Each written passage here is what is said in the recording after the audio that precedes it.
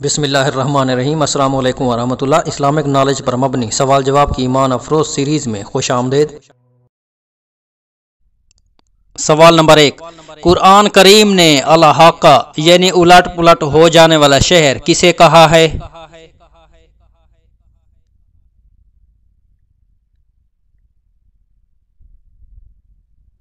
حضرت لوط علیہ السلام کا شہر سدوم، قرآن مجید میں اسے الٹ پلٹ ہو جانے والا شہر یعنی الحاقہ کہا گیا ہے۔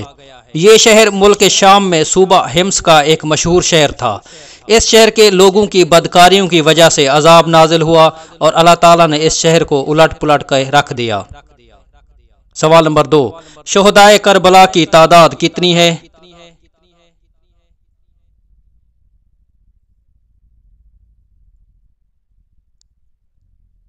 شہدائے کربلا کی تعداد میں اختلاف ہے۔ یہ بعض کتابوں میں 140 ناموں کی فہرست ہے، بعض کتابوں میں 108 نام اور بعض میں کم یا زیادہ نام ملتے ہیں۔ اس فہرست میں بنی ہاشم کے 25 سے زیادہ شہداء اور غلاموں کی تعداد 30 کے قریب، اور دیگر شہداء جیسے یوم عاشورہ سے پہلے کے شہداء یا حر اور اس کے ساتھی جو دشمنوں کے لشکر سے آنے والے شہداء جن کی تعداد 10 کے قریب، ان کو شمار نہ کیا جائے تو مشہور تعداد 72 کے قریب ہی بنتی ہے۔ سوال نمبر 3، نمرود نے کیا خواب دیکھا تھا؟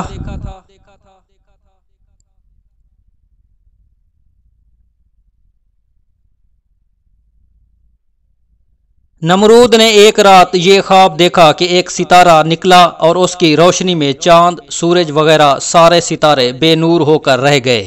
کاہنوں اور نجومیوں نے اس خواب کی یہ تعبیر دی کہ ایک فرزند ایسا ہوگا جو تیری بادشاہی کے زوال کا باعث ہوگا۔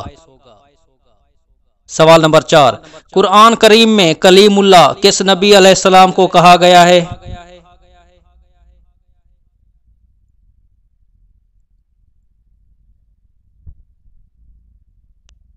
قرآن کریم میں حضرت موسیٰ علیہ السلام کا لقب کلیم اللہ آیا ہے۔ سوال نمبر 5، بائبل میں حضرت موسیٰ علیہ السلام کا کیا نام ہے؟